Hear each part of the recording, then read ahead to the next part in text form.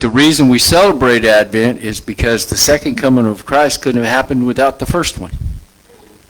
And so now as we're going into celebrating the birth of Christ and Christmas, we are going to take a look at the Christmas story. But before we do that, I'm going to ask you a question. Some of you may know this already. How many people do you think have been to our Facebook page in the last 90 days? As of this morning. Actually, as of right now. Got an idea? Got a guess? 34,000. 34,000. Not 3,400. 34,313 people. Now, to give you a better idea of what we're talking about here, that's half the population of Porterville. In the last 90 days, that number of people has been on our Facebook page. That's over 2,000 people a week. You're impacting people far beyond the scope of things, far beyond what you can even wrap your mind around. Give you an update on our congregation in Pakistan last Thursday and Friday. They had a prayer service. Their prayer and worship service lasts 3 hours. The first night, 450 there. Okay? And they have another one planned for Christmas Eve. And they're expecting they're going to have over 1,000 people there on Christmas Eve. You're making a difference. You're impacting people far away. And their lives have been impacted in such a way that they go out witnessing every day. Believe it or not. They not knocking on doors. They go walking through the little villages that are all in their area. They're telling people about Jesus. They go to places like they have a brick manufacturing place there where they actually make mud bricks, like they talk about in Exodus. And they go down there and they take those men that are working in those brick pits something to eat and something to drink, and then they share the gospel with them. And they're doing this on a daily basis all over because the word they received was so important to them that they couldn't help but share it with somebody else. Now, I'm not saying that to make you feel bad, and I'm not trying to embarrass you in any way. I'm trying to encourage you that if in a place like Pakistan, which is 99.6% Muslim, and these people are out trying to make a difference for Jesus, we can too, because we don't have those hindrances here. We don't have anybody stopping us here. We can go tell people about Jesus without fear of retribution. We can share with them the gospel. And so, as we're proceeding into Christmas season, I ask you a question. When we go into the Christmas season, what pops into your head? Think about it. That's the first thing that pops into my head. The second, you know what the second thing is? Stay off of Mooney Boulevard. I tried driving up the street the other day. There were so many people there. This is yesterday afternoon after I was out here putting this up.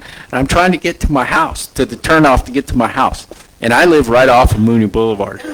And there were so many cars. I had to go find a different left turn lane because the line of cars that was coming up Mooney Boulevard, I would have sat there for 15 minutes trying to get a left-hand turn made, so I had to go find a signal to make a left turn. People are crazy. This morning on the way to church, somebody tried to come into my lane right beside me, and it was like, dude, I mean, my car is black. You can't miss it. People lose all sense of reality when it comes to this time of year. They get so focused on giving the bigger gift, the better gift, the number of Christmas trees they got, how much they spent, that they forget what this season is actually about. And this season is about what God did. It has nothing to do with what we did. Now, I'm not telling you not to go Christmas shopping. I'm not telling you not to put up a tree. I'm not telling you not to share Christmas with your families. You should. What I am telling you, though, is to keep the focus on Jesus. Now, who can tell me how many chapters are in the book of Luke? 24. You're pretty close. The book of Luke has 24 chapters. Today's December the 1st. And for those of you that were on the Facebook page yesterday, you saw me post this, and it's real. If you read a chapter of Luke every day from today through Christmas Eve, by Christmas morning you will have read the whole story of Jesus' life from beginning to end here on earth. And you'll have a much better understanding of actually what we're celebrating when we celebrate Christmas. Because what we're celebrating is his return. Stop and think about it. We give gifts to each other because it's the gift God gave us, but what we're actually celebrating is not his birth, but his return as King of Kings and Lord of Lords. Because we wouldn't have that if it wasn't for this. And so we're going to be, I don't know how long this is going to take, but we're going to be starting out in the book of Luke. And the reason that the Lord led me in the book of Luke is there's some things that the way that Luke wrote his gospel, they give you direct historical pointers as to about the year. But Luke's gospel actually doesn't start out with the imminent birth of Christ. Do you know what it starts out with? The birth of John the Baptist. Now, I don't know how many of you know this or not, but John the Baptist and Jesus were first cousins. Okay? And John the Baptist was 6 months older than Jesus. And John the Baptist's father was a priest, which at that time in Jerusalem meant he was a Sadducee. That's pretty sad, you see, because they didn't believe in the resurrection. They didn't believe in angels. They didn't believe in the heavenly host.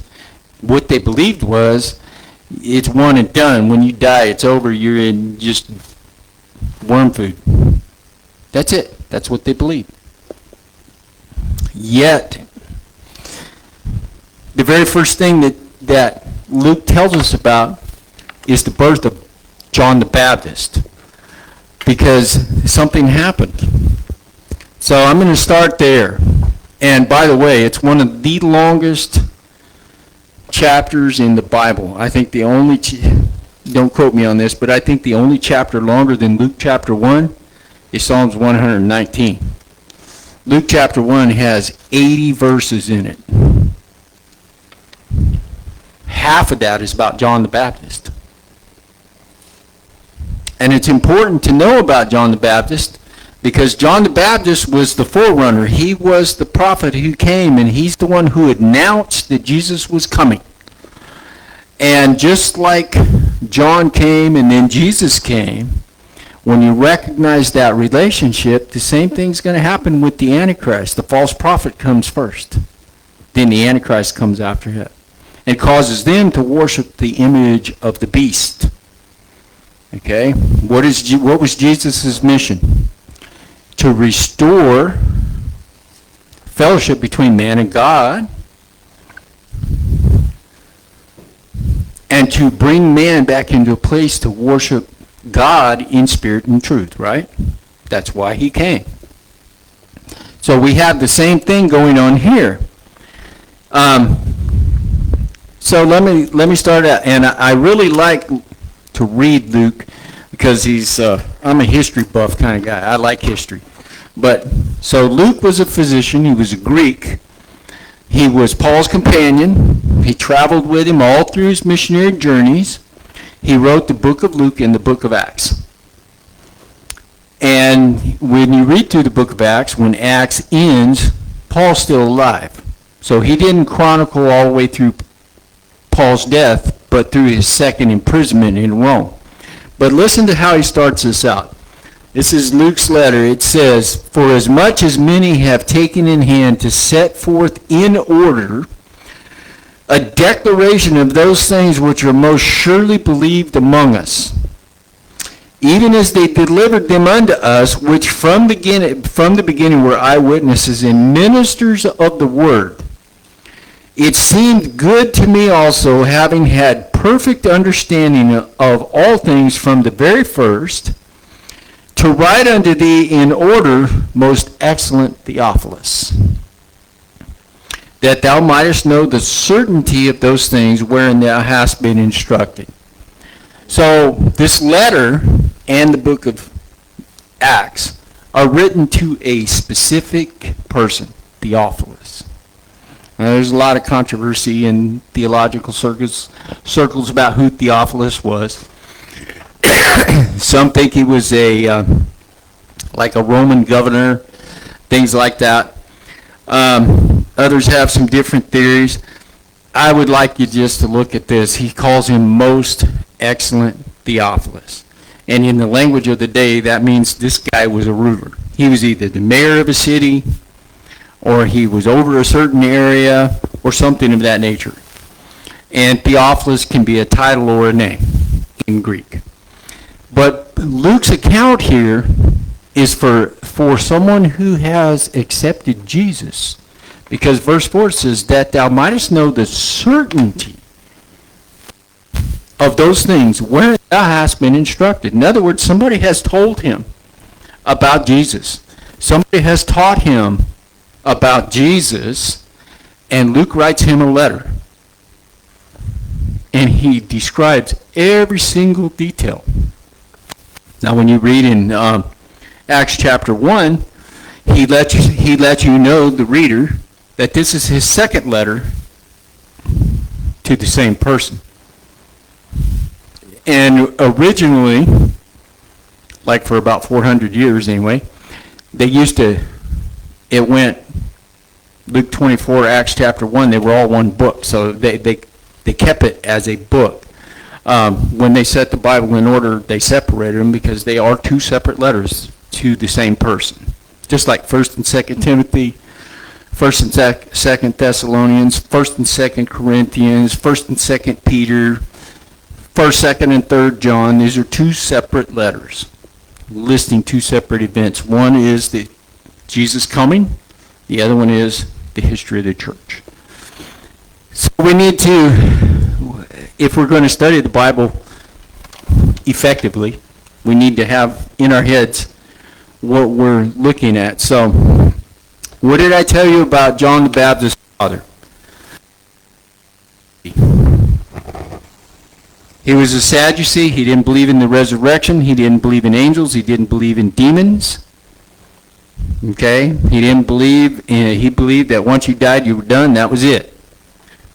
So that's why it's very important when we start here with the foretelling of John the Baptist, because something miraculous took place here. And every time I get close to that, it kills my mic, so I'm going to do it this way.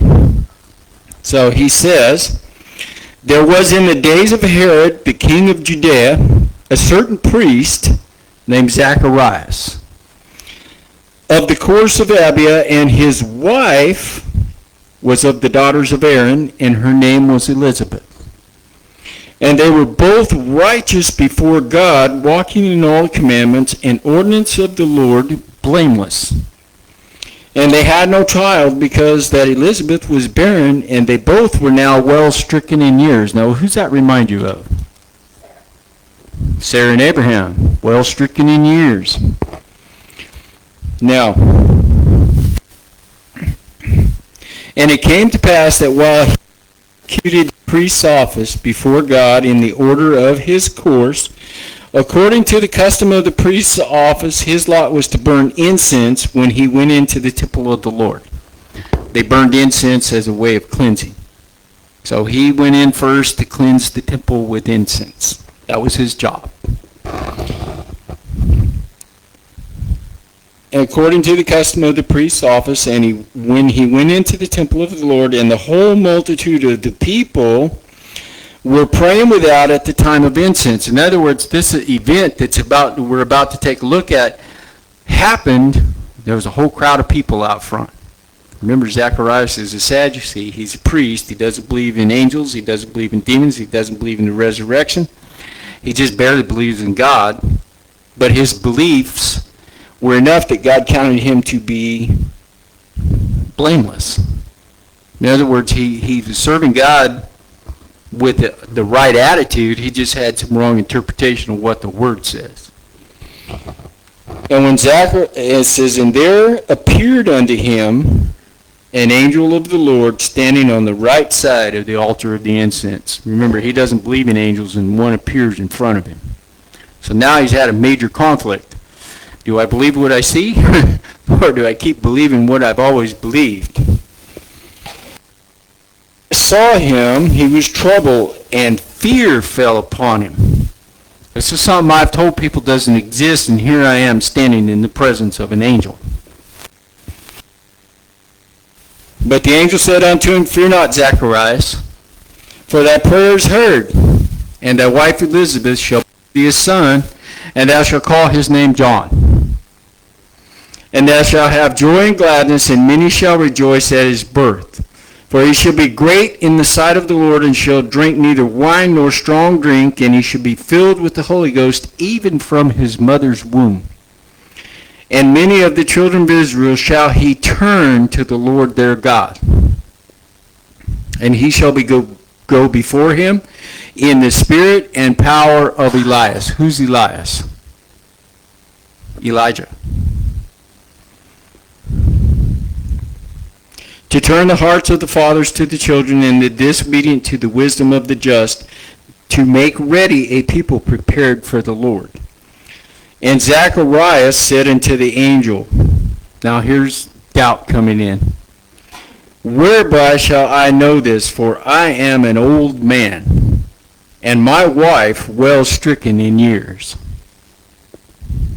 And the angel answering said unto him, now the angel tells him who he is. He didn't say anything about it before. He says, I am Gabriel, that stand in the presence of God. And am sent to speak unto thee, and to show thee these glad things. And behold, thou shalt be dumb, and not able to speak, until the day that these things shall be performed, because thou believest not my words, which shall be fulfilled in their season. And the people waited for Zacharias, and marveled that he tarried so long in the temple. And when he came out, he could not speak. And they perceived that he had seen a vision in the temple, for he beckoned unto them and remained speechless. And it came to pass that as soon as the days of his ministration were accomplished, he departed to his own house. Now, God never does anything without announcing it first. So he announces John the Baptist's birth. He says, John the Baptist is coming. And when he comes, he's going to cause my people's hearts to turn back towards God. Now, what was John the Baptist, what was he doing when Jesus came into ministry? In the river, baptizing people. And what was he telling them? That Jesus was the Messiah. He said, repent, for the kingdom of heaven is at hand. And they asked him, who are you the Messiah? And he said, no, I'm not the Messiah. I'm the forerunner. I'm telling you, he's coming. And when he comes, you'll know him.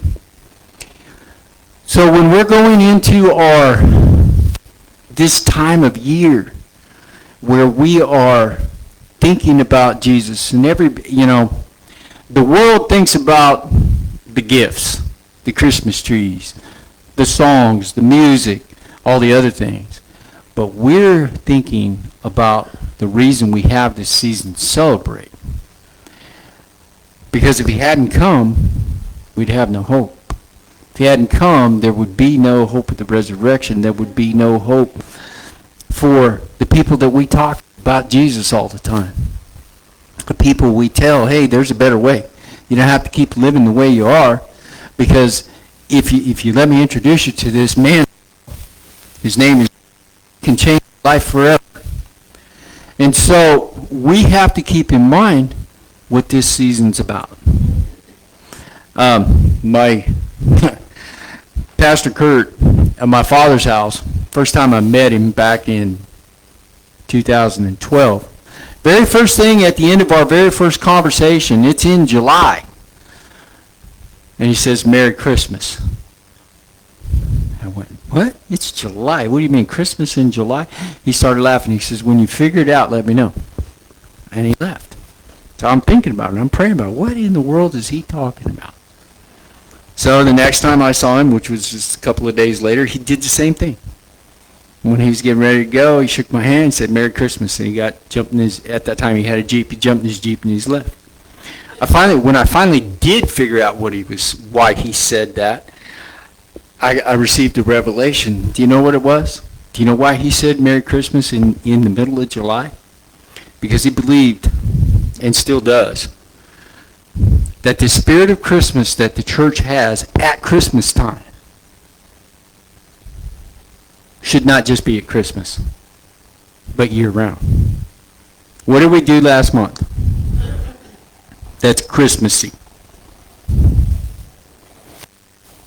We put together the boxes for Operation Christmas Child, sent the boxes to kids in the third world country for Christmas, right? Okay. Well, Pastor Kurt's thing was, you should have that spirit of giving to other people 365 days a year, 366 in leap year, because you can't just give Jesus on one day and call it done, which is what a lot of people do. You know, the two biggest days of church attendance are Christmas, the Sunday before Christmas, and Easter.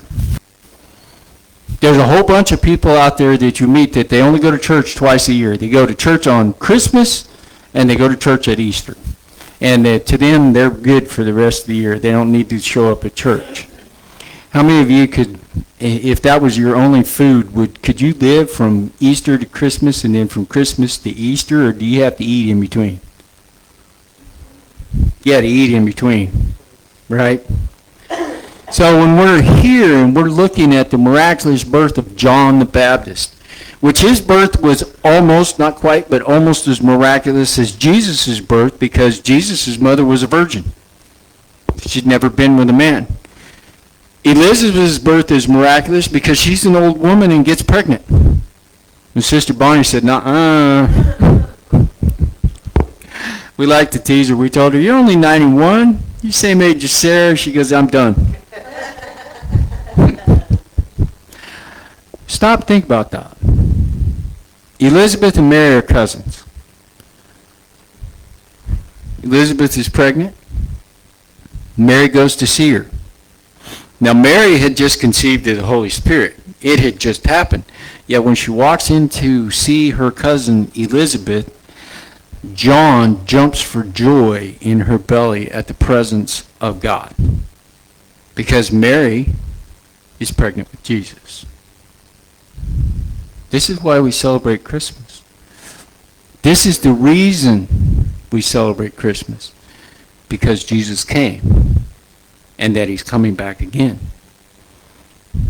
When you see people hurting, when you see people struggling, when you see people knowing that you can make a difference for them, it should affect you. It should affect you. You should be at the point of saying, "Yeah, I have to do something about this." Just like when you gave your shoes away. You saw a need, and you said, "I can do something about this." When you pulled up into a parking lot and you seen that homeless person sitting there, and this morning, I don't know about here, but if I said it was raining this morning, yeah, it was raining. And you see that homeless person sitting there pushing a shopping cart soaking wet because they don't have any kind of poncho, their shoes are soaked, their socks are soaked, and you can feel no compassion for them. There's something wrong with you, not with them.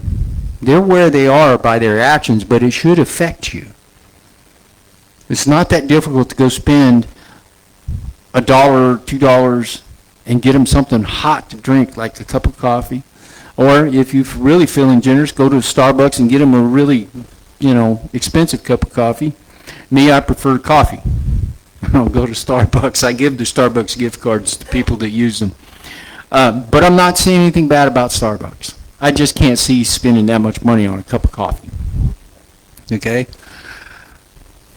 But at the same time, I can't drive down the street and see somebody in that situation and not feel responsible of trying to do something to change their situation. That's the greatest testimony you have of Jesus Christ. When you see someone in need and do something about it. It doesn't have to be huge. You don't have to make it. And if you make a big deal out of it, you're wrong. It shouldn't be a big deal. It should be something you do from your heart. Not for the reward you're going to get here, but the reward you're going to get there. That's the point. Remember what Jesus said. He said, those that do these things for an earthly reward, they have their reward. But if you do them for a heavenly reward, I'm paraphrasing, by the way. If you do them for the heavenly reward, what you receive in heaven is way more than you'll get here. So it's our focus. It's what our reasons behind the things we do that should be propelling us forward in reaching people with the gospel of Jesus Christ. Now I want you to stop and think about this. And I'm going to talk about the people in Pakistan for just a second. This is a very poor country. If you're not a Muslim, you don't get a good job. Okay? That's bottom line. But these Christian people who live on approximately $100 a month, how many of you here could live on $100 a month?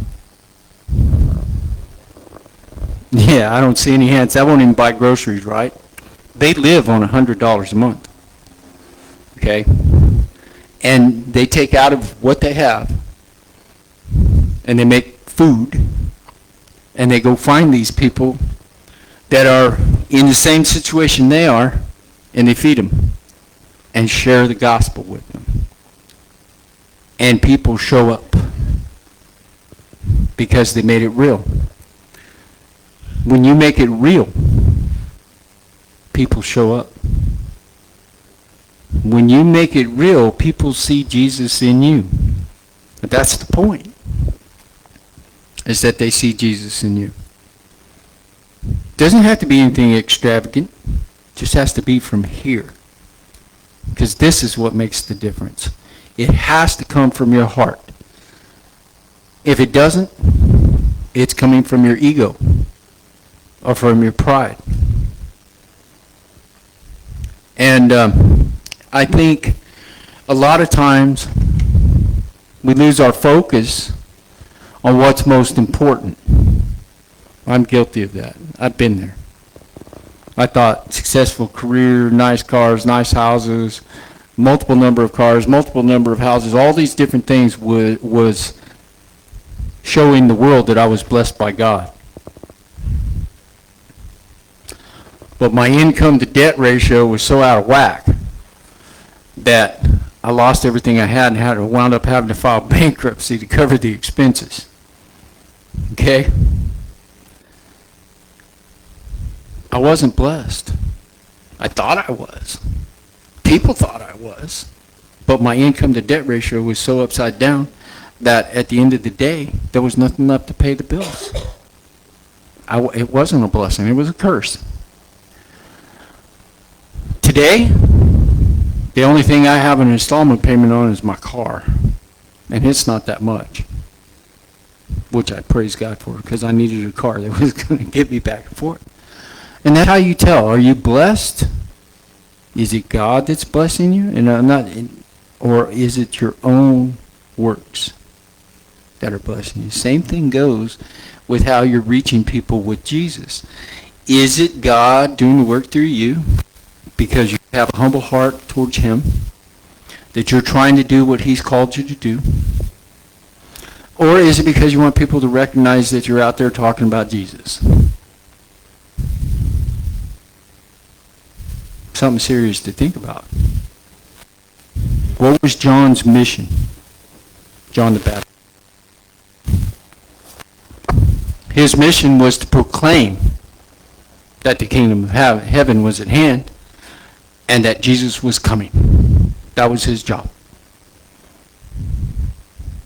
And as you read on about John's life in chapter 1, you'll find out that when he reached a certain age, he left home and he went out into the desert and he proclaimed the gospel, the kingdom of God, from that point until Herod had his head taken.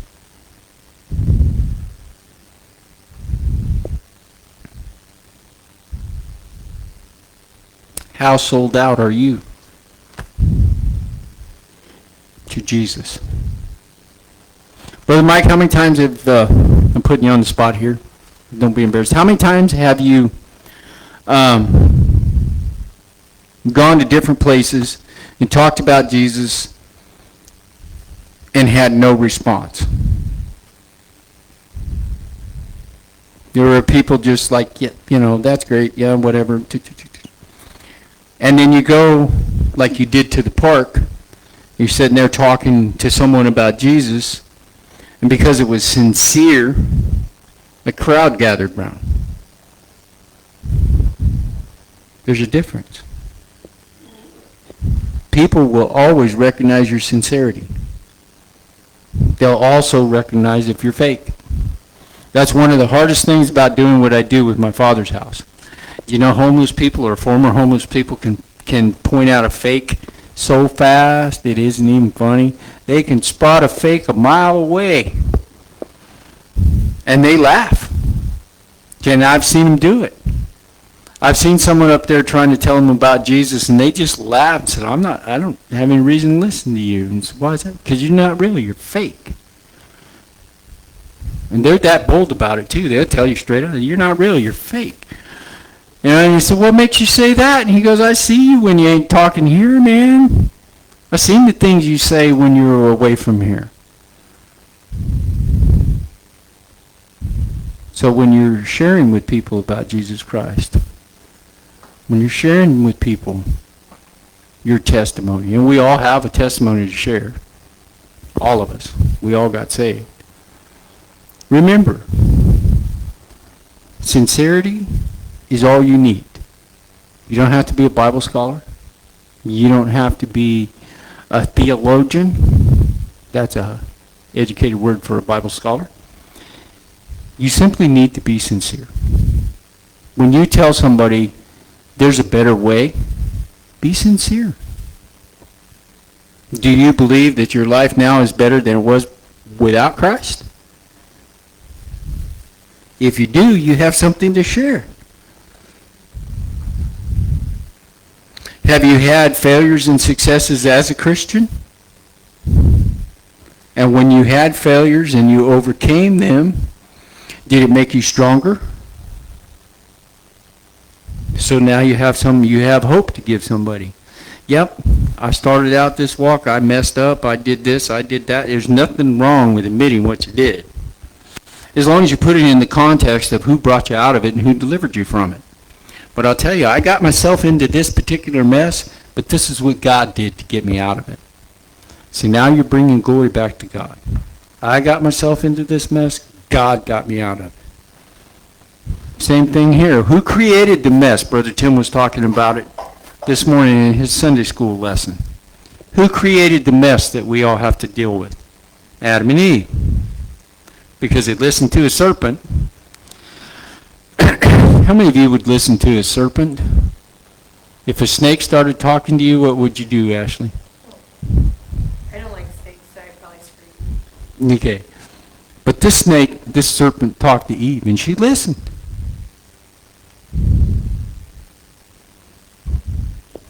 Brother Tim also talked about Melchizedek. He's only mentioned 3 times in the Bible. Genesis chapter 14, Psalms 110, and in the book of Hebrews. He lived at the time of Abraham. he was the king of Salem. And if you look that word up in Hebrew, it means peace. That's what the word Salem means. It's actually pronounced Salam. So he was Melchizedek, the king of peace. What is one of Jesus' names? He's the Prince of Peace. He's the King of Kings. He's the Lord of Lords. He's Emmanuel, which means God with us. Yet here's Melchizedek, the king of Salem. And Abraham not only gives him an offering, but he pays his tithes to him. Gives him 10% of the spoils. He took off these 5 kings that he captured his nephew Lot, and he took his armed men and went on a slaughter. And he defeated him so badly that they gave Abraham spoils. That means they paid him to leave them alone. And he gave out of those spoils back to God because God had empowered to do what he did. So it says in Hebrews that Jesus is a priest. He's a high priest and a king after the order of Melchizedek. And the reason it's stated that way is because there's no history of Melchizedek. He shows up and he leaves. Doesn't tell you anything about his past, doesn't tell you anything about his future. It says he shows up, he takes the offering, and he leaves. He's Melchizedek, the king of Salem, the priest of the Most High God. That's who he was. And we have that in Jesus. And he has that in you. Because that same chapter in Hebrews says that we are called to be a royal priesthood after the order of Jesus, which is after the order of Melchizedek. So we all have the same job. Does this feel like a Christmas message? A lot of times we hear other songs, Hark the Herald Angels Sing, Silent Night, all these Ring Those Christmas Bells, all these different things, and they're all about the announcement of Christ's coming as a child. And as we go through this for the next 4 weeks, because we will be doing this for 4 weeks, we'll be taking a deeper look into all these things. But today I wanted to set the foundation so you understand why we're looking at this and why it's so important. Because without John the Baptist and the miracle of his birth and the miracle of Jesus' birth, we would have no reason for the Advent, which is the return. So, I want you guys to stand with me. I'm going to have Chris play a song. And after this song, we're going to,